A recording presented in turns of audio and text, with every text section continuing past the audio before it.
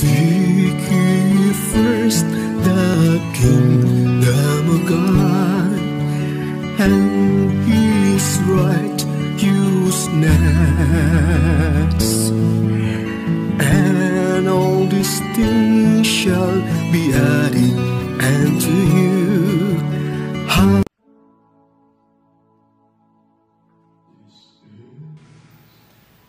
The gospel of today is an encounter of joy. Sabi ni Pope Francis that huwag tayong magmukhang galing sa funeral home dahil, again, yung dala-dala nating magandang balita ay isang balita ng kasayahan, kaligtasan. Pagkaligtasan, punong-puno ng buhay.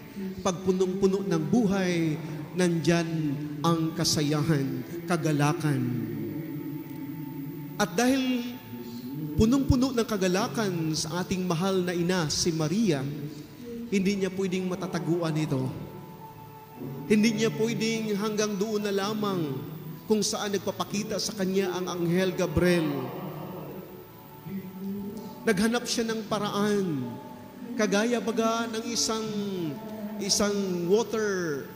flowing water, a flowing river, na nandyan ang source ng ilog na ito. At dahil flowing na flowing siya, naghanap siya ng matutuluyan at natutuluyan at natutuluyan, hindi mo siya pudling hadlangan. Dahil yun nga, nandoon yung source na palaging nagbibigay, nagpapatuloy ang kanyang pagproduce ng tubig. At ganun din po ang naramdaman ni Mother Mary. Dahil punong-puno siya ng kasayahan, naghanap siya na ibabahagi niya itong sayang ito. Na hindi mo pwede, the joy of the gospel, that you have to confine yourselves in the vacuum. Kundi maghanap ka ng paraan kung paano ipapadaloy ito. At yun nga, yung sinasabi baga sa wikang Pilipino, luksong saya. Ang luksong saya makikita ko dito kay Mary, na habang siya ay pumupunta doon sa bulubundukin ng Juda, sa tahanan ni Elizabeth at ni Zacarias, makikita natin siguro yung lakad ni Mary, hindi isang lakad na nakayuko, kundi isang lakad na para bagay isang bata na naglalakad na punong-puno ng saya. Isang lakad na nandoon yung kanyang papupursigik na gusto ko nang makarating doon. Siguro naranasan din po natin ito pag tayo'y masaya na pinuntahan natin yung ating kaibigan o kapatid o magulang. Kagaya lamang yung mga OFW nating mga kapatid, pag sila umuwi dito sa Pilipinas, pag nandyan pa lamang sa airport, kahit anong mahal niyang taxing iyan, magbabayad sila para lamang makauwi doon sa kanilang mga tahanan, makikita ang kanilang mga mahal sa buhay. Kung titingnan natin, pag tayo din po ay umuwi na walang saya, o pinupuntahan natin isang taong walang saya, para bagang ang tagal ng oras, para bagang ang tagal ng panahon. Magsasabi tayo, kailan ba ito matatapos? At pag minsan, worse enough, na nandyan na tayo sa talgitnaan dahil wala yung saya natin sa pagpunta doon sa isang taong iyon. Gusto natin bumalik. Napapagod na tayo. Ayaw natin magpapatuloy dahil wala yung saya. Ngunit si Mary, kahit ilang araw, nilakad niya para makarating doon sa tahanan ni Elizabeth, ginagawa niya yon. Hindi natin napapakinggan sa ating gospel na nagdadalawang isip si Mary. Hindi natin napapakinggan na napapagod si Mary. Nandoon yung saya. At pagdating niya kaagad doon, binati niya na mayroong saya si Elizabeth. Dahil masayang-masaya si Mary sa pagbati niya kay Elizabeth, nandoon din po yung saya na natanggap ni Elizabeth. na kahit yung bata na sa sinupupunan ni Elizabeth, masayang-masaya din. Pwede pala yan, ano? Yung mga kabataan baga natin, yung mga nanay nagbubuntis, pag masayang-masaya sila, sigurado tayo, yung mga bata nandyan, yung bata na sinapupunan, ay masayang-masaya din. That's why, kung ang bata na sinipupunan ng nanay, araw-araw nalulungkot yung nanay, naramdaman din po ng anak yun na sinipupunan. At paglabas niya, nandoon na yung lungkot ng buhay niya. No? Dahil yung connection, hindi man niya nakikita kung anong nandoon sa labas ng mundo dahil nandoon pa siya sa sinipupunan ng kanyang nanay. Ngunit naramdaman niya kung anong naramdaman ng nanay. Kung naramdaman ni Elizabeth yung tuwa sa bati ni Maria. Nasabi ni Elizabeth, sino akong dadalawin ng ina ng aking Panginoon? Nandoon yung tuwa niya. Wow, napakaswerte ko naman. Sino naman ako nagdadalawin? Ina ng aking Panginoon. Wow, ang saya-saya. At dahil dito, nandyan yung palitan ng saya. Dahil Mary, she was bringing the good news of joy that God intervened, that God manifested through Mary doon sa kanyang sinapupunan na magdadalang tao siya. Hindi kaya ito din po ang mensahe para sa ating lahat? Na sa kapanahunan ng Kapaskuhan, tayo din po ay magdala ng magandang balita sa kapwa natin. When I was in my two months mission appeal in US, they were always asking me about the seasons that we have here in the Philippines. And I told our companion priest there that in the Philippines we have only two seasons, rainy and sunny season. And sabi nila na, oh, wow, ang ganda-ganda pala sa Pilipinas, Father, paraiso pala ang Pilipinas. Dahil dito, titingnan mo dito sa US, dahil yung pag-uwi ko dito ay nag-winter na, papasok na yung winter time.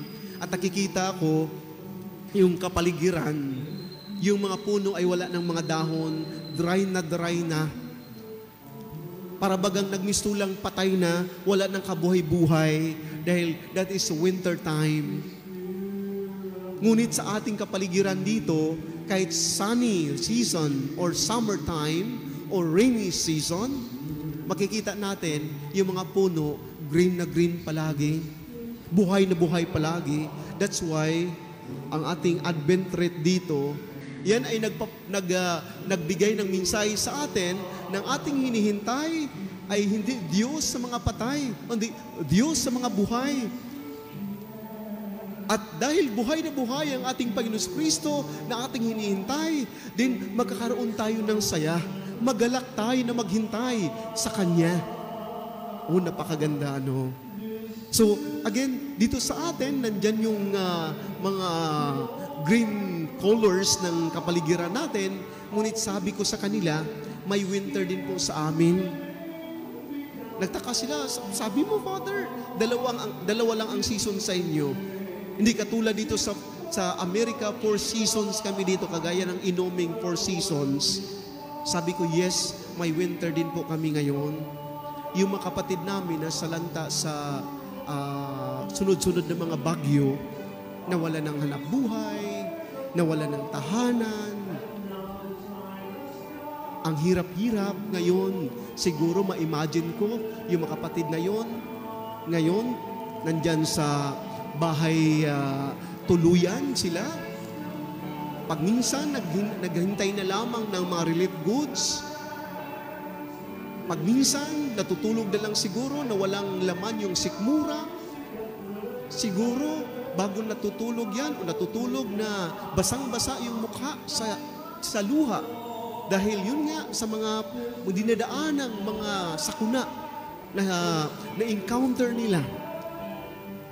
Siguro ito din po makikita natin, wala man tayong winter season dito, ngunit ang mga dinadaanan ng ating mga kapatid na nasalanta sa sunod-sunod na mga bagyo, ito din po ay winter. Malamig na malamig din po ang kanilang buhay.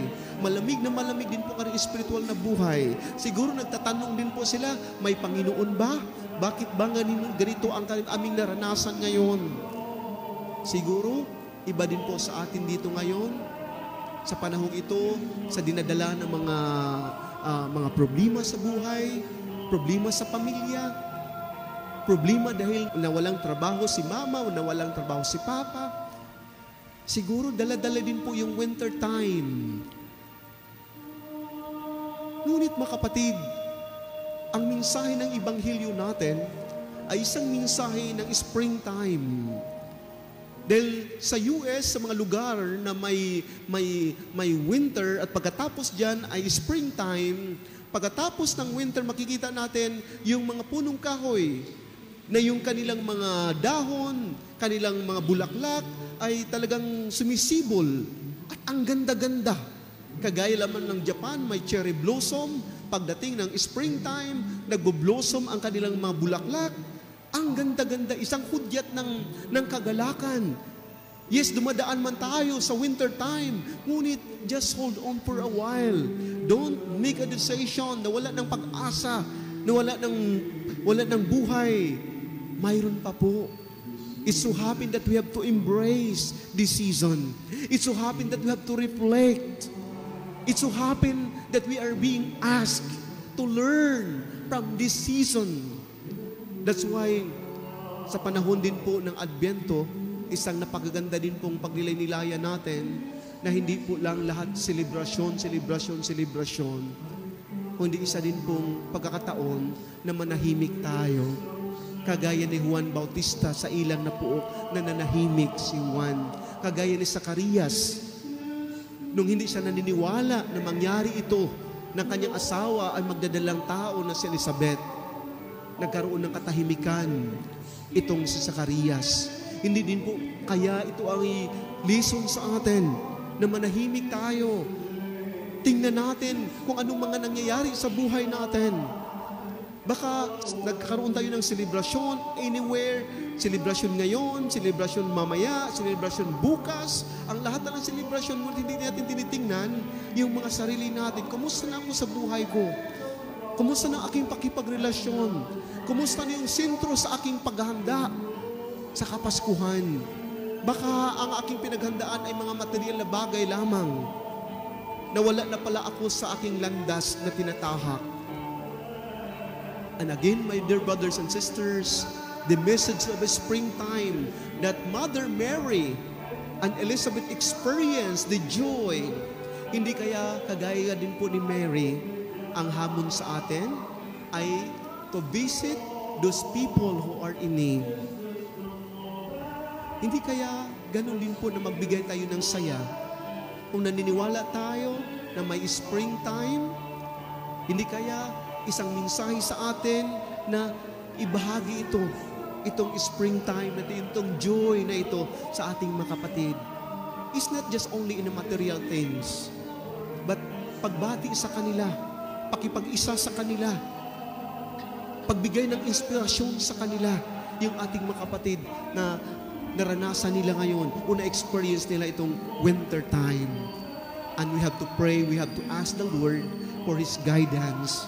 We have to ask the Lord for His enlightenment that indeed, in this time of season, in this time of Advent, we will experience joy, and experiencing this joy, we can share this to our brothers and sisters who are in need.